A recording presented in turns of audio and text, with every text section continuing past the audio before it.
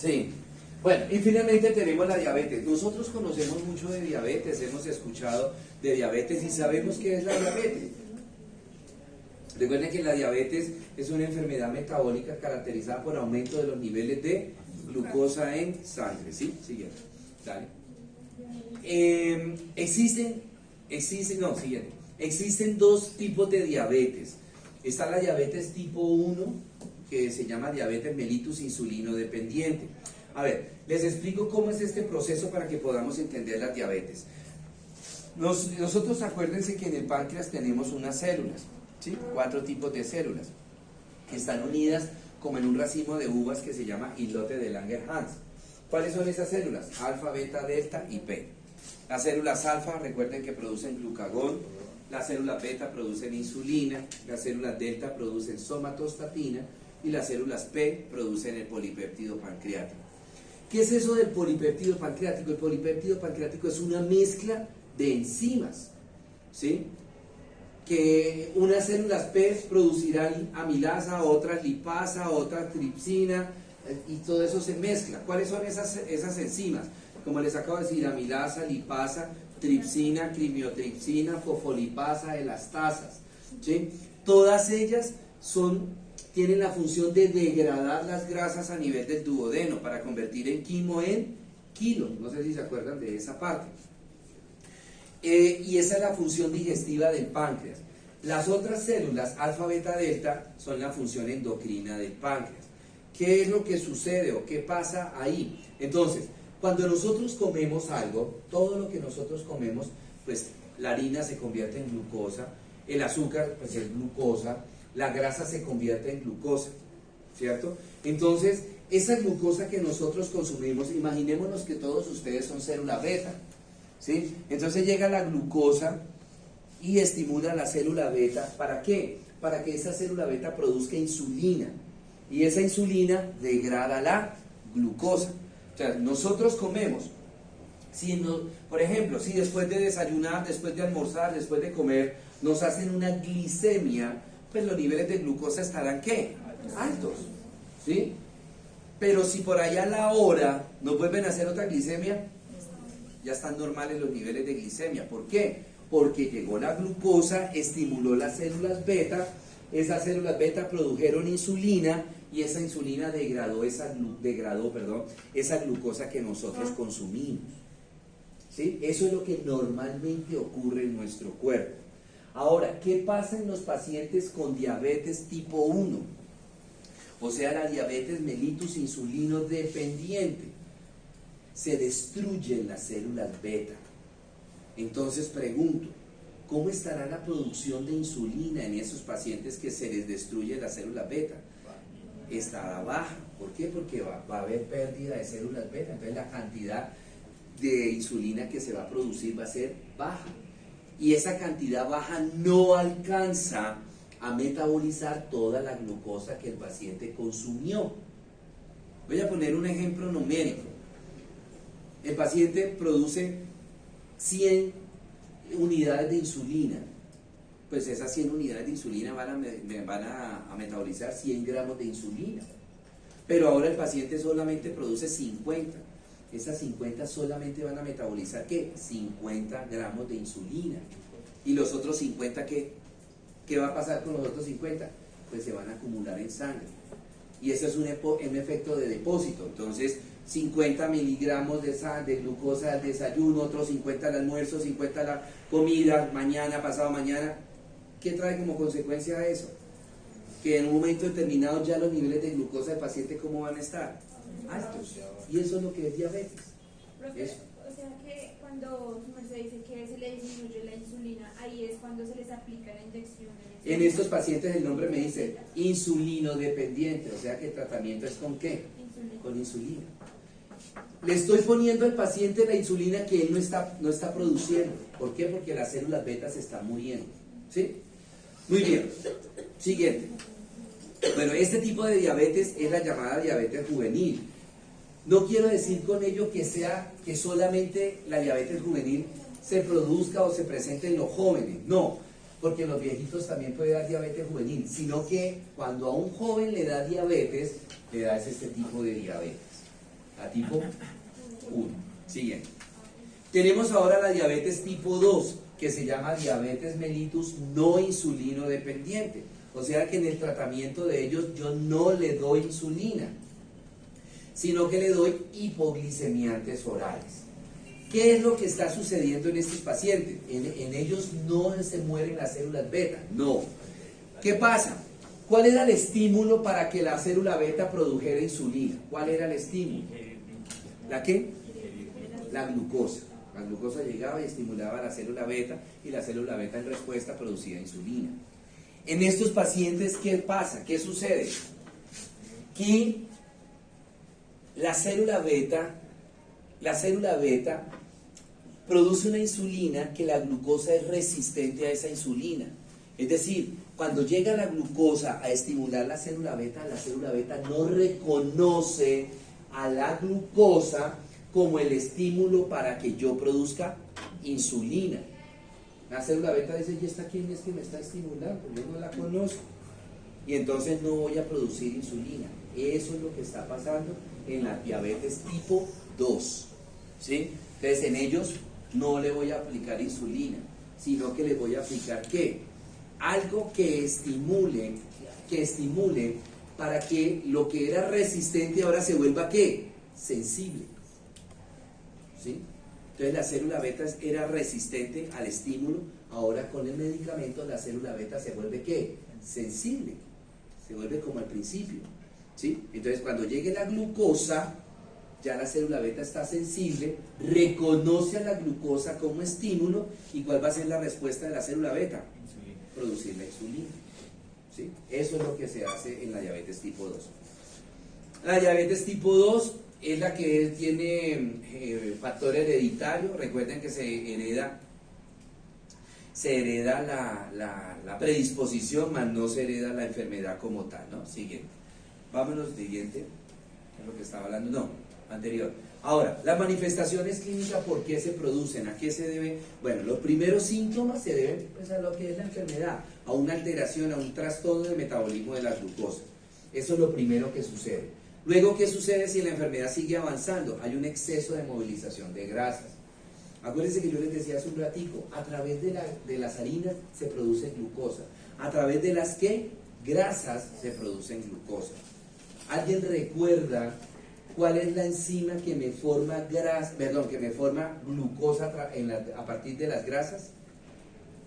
¿Alguien se acuerda? La enzima. ¿Cómo? No. El glucagón. Las células alfa. ¿Sí? Entonces, viene la segunda fase. La tercera fase es cuando ya empiezan las complicaciones de la enfermedad, que hay un compromiso de los vasos sanguíneos, hay vasculitis. Inicialmente es de los pequeños vasos sanguíneos, luego la enfermedad se va generalizando y compromete los grandes vasos sanguíneos. Y finalmente el compromiso de nervios. Ese compromiso de nervios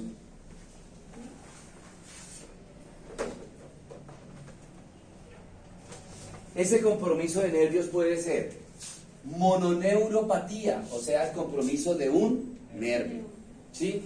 Puede ser polineuropatía, o sea, el compromiso de varios nervios, o puede ser radiculopolineuropatía, la raíz de donde se originan varios nervios. Ahora entendemos por qué los pacientes con diabetes en un momento determinado de la enfermedad pierden sensibilidad. Primero, ¿por qué? Porque los vasos sanguíneos se inflamaron y le deja de llegar ¿qué? Sangre a los tejidos, y me entra el tejido ¿en qué? En hipoxia. Y un tejido hipóxico empieza el compromiso a nivel de los nervios y se inflaman los nervios, y si el nervio se inflama, hablemos de un nervio o varios nervios, pues no van a conducir el impulso nervioso, y por eso el paciente tiene hipoestesia o la sensibilidad disminuida o anestesia. Ahora entiendo por qué un paciente puede sufrir de pie diabético, que es la principal complicación de estos pacientes, y ustedes de repente van a entrar a muchas cirugías en ortopedia en amputación del pie del paciente. ¿Por qué? alguien de repente, imaginémonos, ¿cuál es la principal causa para que un paciente le dé pie diabético? O sea, ¿cuál es el principal, no causa, porque ya sabemos que la causa pues es la hiperglicemia, ¿no? Sino cuál es el factor de riesgo más común que lleva a un paciente a pie diabético. ¿Cómo yo? No oigo. Principal factor de riesgo. ¿Qué es lo que principalmente un paciente hace que termine en un pie diabético? Sí, pero ¿qué hace el paciente? ¿Qué hace el paciente para que termine ese pie en pie diabético? Y uno les pregunta a los pacientes, ¿y usted no se dio cuenta? Llega con el piecito negro, ¿usted no se dio cuenta? Y heridas ocasionadas, ¿por qué? Por pisar Por el ejercicio. Por cortarse, quitarse las uñas. El corte de uñas, ellos no sienten que se cortaron, ellos no sienten, empiezan, como yo digo, a escarbarse en las uñas porque tienen las uñas enterradas y empiezan y no sienten dolor, denle más duro porque como no siento dolor, ellos no saben que se están haciendo duro y en ese están haciendo un trauma en los vasos, unos vasos que ya están ¿qué? Inflamados y yo termino de joderlos con el, ¿cómo se llama eso? La cuchillita, el estilete del corta uñas, ¿sí? Uno le pregunta a los pacientes en pie diabético, pero usted, ¿qué hizo usted para que usted terminara así? No, yo me estaba cortando las uñas, pero yo no sentía dolor y yo seguía allá. ¿Sí? Entonces aumentaban la vasculitis y aumentaban ¿qué? La neuropatía. ¿Sí?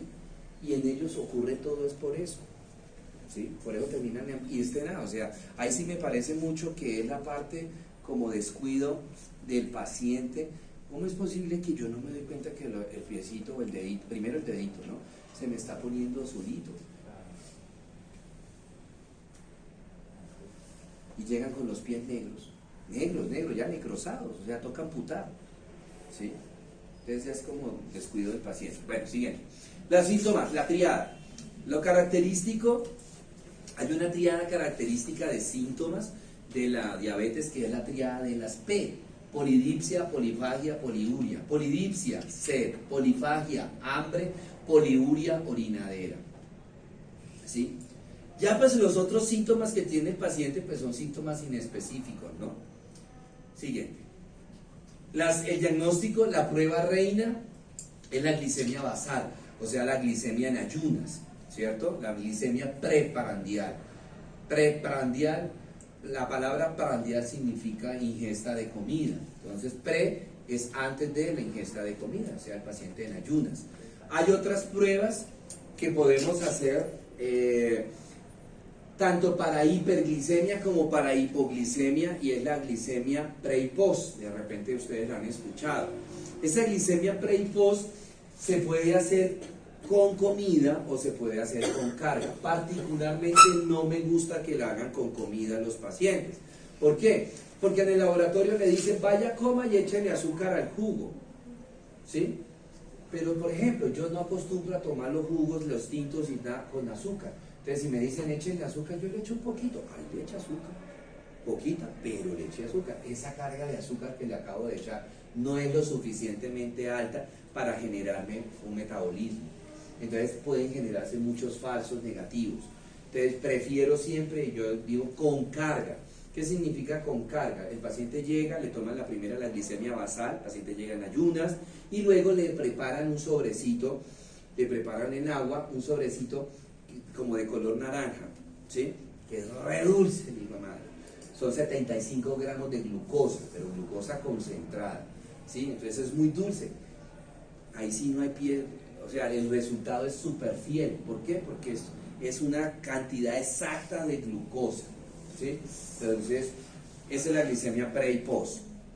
Y existe otra prueba, no, existe otra prueba que es la curva de tolerancia oral a la glucosa, que también se usa para diabetes o se usa para hipoglicemia. Es muy parecida a la pre y post. O sea, el paciente llega en ayunas, le toman una glicemia basal, le dan la carga de glucosa, 75 gramos de glucosa, y luego le empiezan a tomar muestras cada hora. ¿Cuántas muestras les toman después de la carga? 4 muestras. El paciente está terminando hacia el mediodía, o sea, el paciente cuando se hace una curva dura toda la mañana en el laboratorio.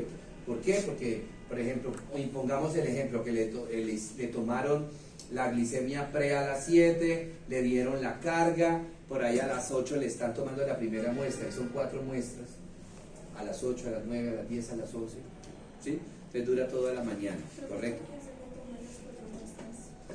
Es que hay unas hiperglicemias y hay unas, sobre todo hipoglicemias que son tardías, ¿sí? Que son hipoglicemias tardías, que no se presentan inmediatamente que el paciente comió, sino tiempo después, 1 hora, 2 horas después de que el paciente haya consumido alimentos, se le baja el azúcar y me genera las hipoglicemias. Esas hipoglicemias se llaman hipoglicemias reactivas, ¿sí? Ok, listo, ya, me deja así. Bueno, preguntas, dudas, inquietudes. Hay una